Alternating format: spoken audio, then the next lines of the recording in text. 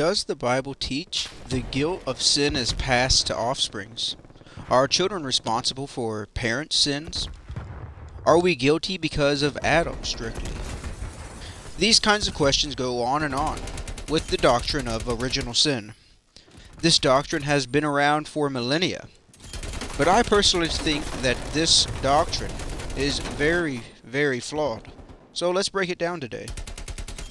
One passage that is most used to support the original sin doctrine is Romans chapter 5 verse 12 that states, quote, "Therefore, just as sin came into the world through one man, and death came through sin, and so death spread to all because all have sinned." End quote. So when looking at this, nowhere does it say that Adam's sin is transferred to other humans. All it says is sin equals death, or sin is a part of death. Death is what is being spread in this, not guilt. Adam was driven out, away from the tree of life of Eden, so that he will now die, along with Eve, obviously. So why is this important? Well, you can think of a scenario of let's just say, a aborted baby, for example. According to this doctrine of original sin, this baby or a child in this scenario would go to hell. That is sickening and abominable to me. Some will say, oh, well God will save your baby. Or something to the lines of, God has some age of innocence or something of this sort. But none of that is actually truly, really detailed, obviously, within the Bible. So this original sin doctrine really puts people in a tough spot. It's a weird spot to be in because it really starts to put you in some really weird theological ideas that you would have to put forth or cover your basis, so to speak. Even weirder, if we all inherit sin, then Jesus inherited sin because he was human. So that's a big problem. But some would then object and say, well, but the virgin birth is how we get around this with Jesus. Well, newsflash, but Mary was a human too. So you're not getting rid of the problem at all in this scenario. She descended from Adam too. So you're not getting rid of the problem whatsoever. Jesus is from the lineage of David, according to Romans chapter 1 verse 3. And you can even see this within church history, Catholic church history. The Catholics saw this right away when this was all going down, hence why they said that Mary was sinless. This is also why they baptized babies, because they believed that the baby inherited sin. I don't believe it did, but that's what they believe. There's no verse that says that Mary was sinless and that babies are guilty. All humans will sin, though, is how I think the Bible describes it.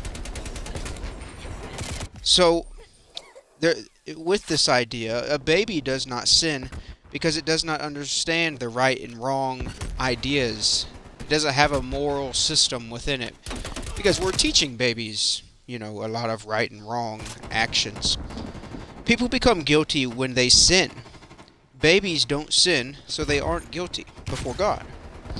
Babies go to be with the Lord, not because they are babies, or because they're good, or because they're cute. It's because they do not know what sin is, and are raised with Christ afterwards. The innocent don't have guilt. If you're innocent, you can't be guilty of something.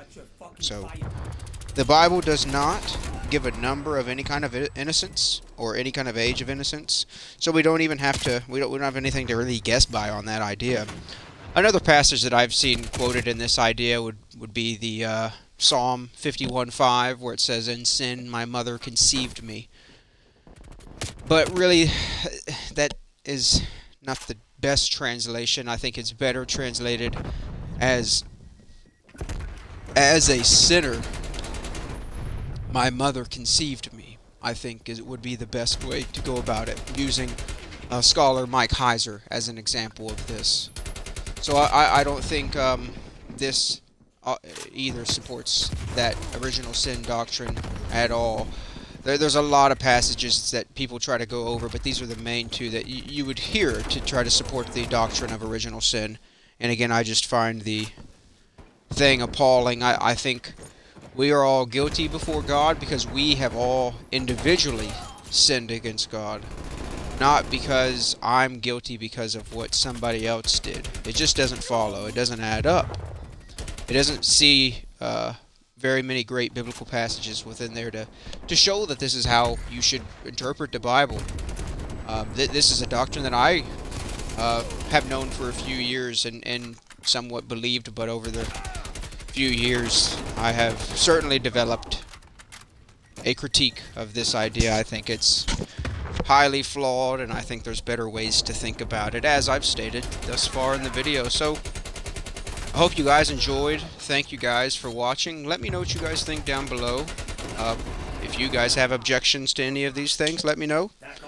But thank you for watching.